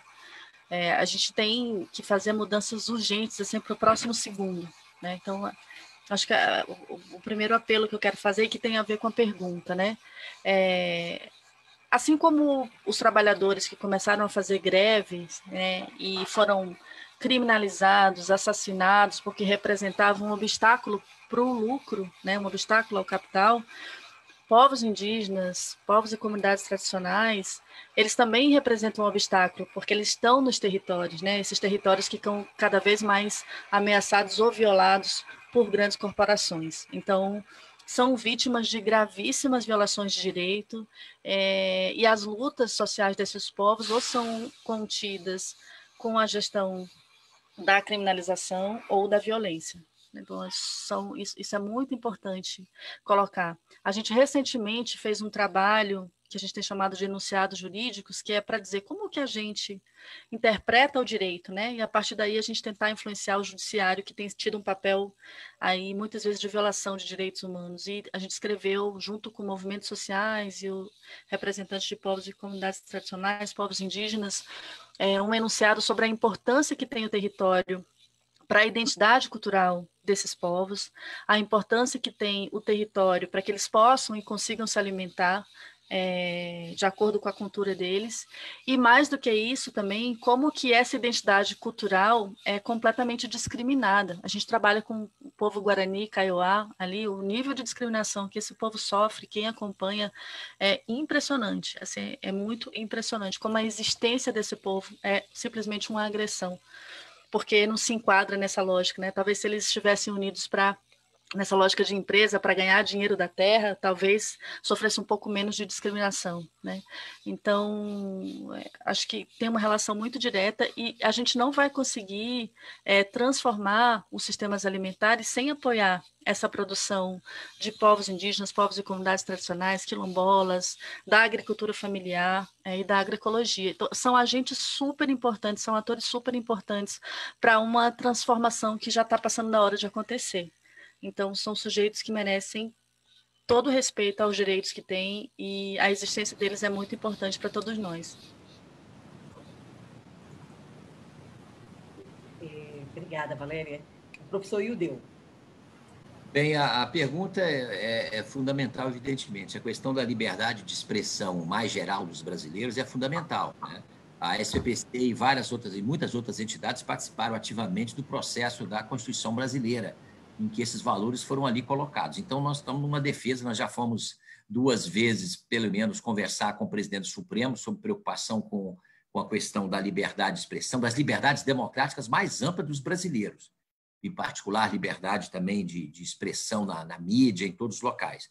Mas, no caso da ciência também, a gente teve situações muito críticas, em particular no ano passado, em relação, por exemplo, ao INPE, né, que foi o demitido, exonerado, o diretor Ricardo Galvão, porque estava expondo os dados científicos recolhidos pelo INPE, uma instituição de alta credibilidade.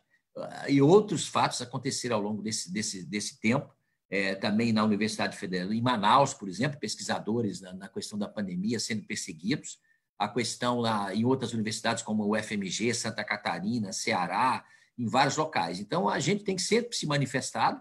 A nossa força, às vezes, é reduzida, porque, às vezes, nós somos sociedades científicas que têm uma limitação na sua própria estrutura, mas a gente sempre tem tentado, inclusive junto ao Congresso Nacional, que tem nos ajudado bastante, se contrapor a essas reduções. Eu lembro outras 2 também que são muito importantes. Uma delas, que foi a portaria do Ministério de Ciência e Tecnologia, que colocou como áreas prioritárias na área de pesquisa apenas áreas tecnológicas. E nós, a SPPC e várias outras entidades, fomos ao Ministério, inclusive a parlamentares também, contra essa portaria, porque ela reduz a importância da pesquisa básica e das ciências humanas e sociais em particular. Então, também esse é um tipo de restrição que também afeta profundamente a liberdade de pesquisa em todas as áreas do conhecimento, que é fundamental. A liberdade de atuação também. Nós temos hoje a situação de muitos pesquisadores, muitos diretores, muitos reitores que ficam, às vezes, com ameaças e temerosos de fazer qualquer coisa por causa, às vezes, da atuação exagerada dos órgãos de controle, que não entendem o que é pesquisa científica e, frequentemente, colocam restrições absurdas no funcionamento disso. Então, isso tudo prejudica bastante. A gente precisa de fazer também uma discussão sobre a questão da autonomia das universidades, que tem sido recentemente aí atingida, né, com a indicação de pessoas absolutamente não representativas para os cargos maiores das universidades. Então, essa é uma questão, inclusive, nós propusemos no último debate com reitores, com a Associação de Reitores e com outras entidades, que nós deveríamos, a nossa comunidade acadêmica, fazer um esforço para que a gente organize, não fique sempre dependendo também da resistência, mas que a gente organize, no ano que vem, um grande debate sobre a universidade brasileira, que tem que se renovar também, mas que como é que ela pode, por exemplo, regulamentar o artigo 207 da Constituição brasileira, da autonomia. Lembra que aquele artigo fala da autonomia das universidades e das instituições de pesquisa, às vezes as pessoas não se dão conta disso. Então, é importante a gente ver esses mecanismos legais que foi uma Constituição que, obviamente, foi construída num momento histórico específico, mas que ainda é importante que a gente a defenda, porque ela tem muitos aspectos que permitem a liberdade de expressão, a liberdade de pesquisa. Mas esse é o enfrentamento cotidiano que nós estamos vivendo e temos que continuar nele, e a SBPC está todo o tempo integrada nesse esforço. Muito obrigado. Professor Ricardo.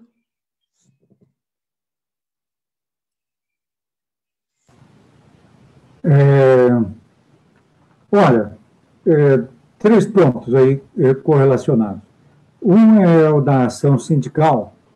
Como eu mencionei na minha fala, eu acho muito importante que a ação sindical seja feita junto à base territorial.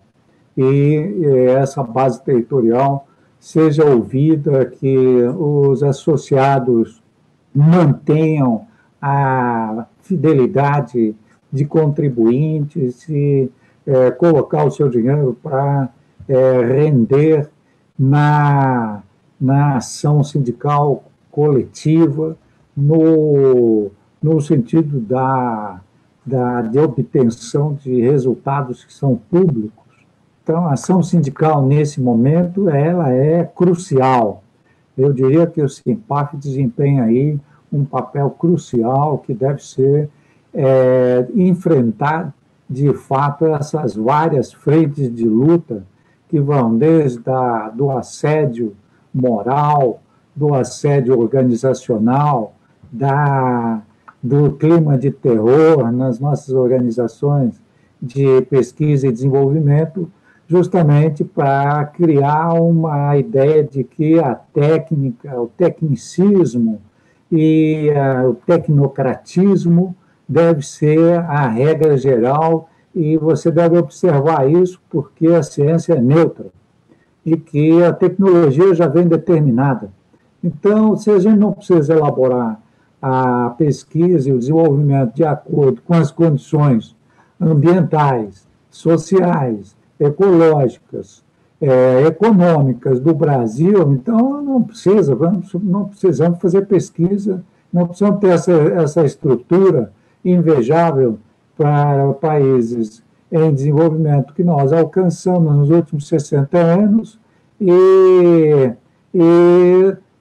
vamos fazer a agenda científica e tecnológica de 4 países do hemisfério norte, que é os Estados Unidos, a Inglaterra, a França e a Alemanha. E, em suma, diretamente abrir mão da nossa soberania como universidade, como centros de pesquisa, como inteligência nacional. O segundo aspecto é, portanto, como a ação sindical pode fortalecer e criar mais legitimidade para que os pesquisadores comecem a repensar o seu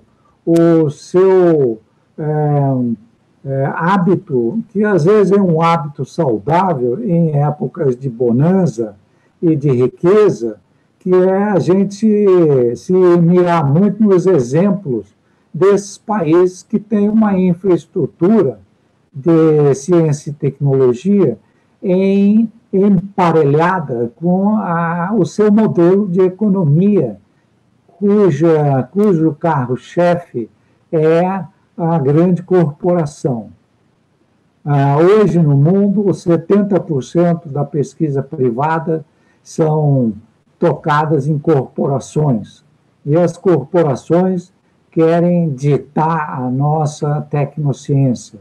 Nós temos que lutar justamente por uma tecnociência solidária, que é o grande tema do movimento do qual eu faço parte com muito orgulho, com o professor Renato Dagnino, da Unicamp, com o professor Felipe Ador, da COP, da UFRJ, todos inúmeros colegas das federais do Brasil, em torno de uma abordagem CTS, Ciência, Tecnologia e Sociedade, gente. Nós temos que fazer a CTS que cabe à América Latina, que cabe ao Brasil.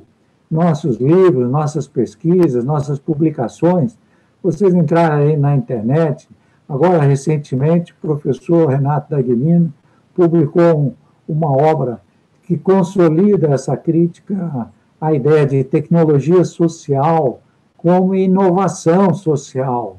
Nós temos que ir além da inovação social. Legal, a SBPC e os órgãos de fomento e tal precisam sinalizar posições mais moderadas e falar de inovação social, mas nós não somos obrigados a pensar com o povo a inovação social, porque, no fundo, o que nós precisamos é tecnociência de ponta, tecnociência com conteúdos de altíssima qualidade aplicadas às necessidades populares. Foi esse o modelo, bem ou mal, que a China seguiu. E a China seguiu.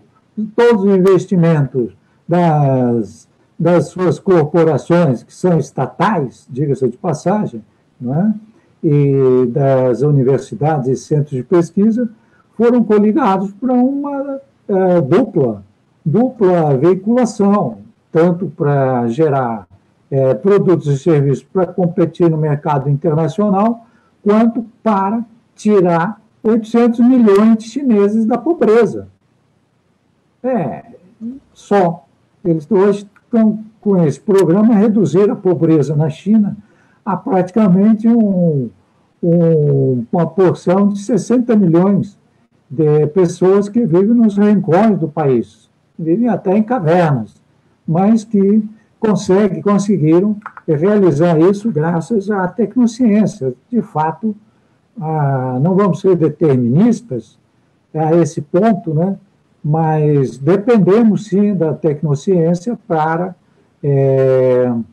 reduzir as desigualdades no país, haja vista que grande parte dessa desigualdade é colocada em prática pela não política de acesso à agricultura familiar, às condições de produção das sementes crioulas, às condições de moradia nos bairros e nos assentamentos da reforma agrária no país.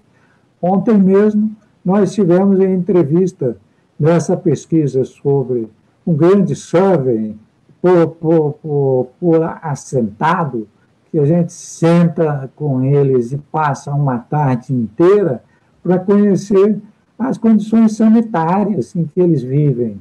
Eles têm que ter biodigestores, têm que ter saneamento ambiental, né? Tem que ter o mínimo de financiamento para as sementes crioulas. Então, eu diria que essas coisas estão todas interligadas com a grande questão, a questão aí mais abstrata para a nossa comunidade científica e tecnológica, que é a mencionada luta pela autonomia das universidades e institutos de pesquisa. De fato, se a SBPC conseguir, no ano que vem, emplacar uma grande campanha para regulamentar esse dispositivo constitucional brasileiro, nós temos que usar a Constituição de 88 para o que ela tem de melhor. Vamos lá.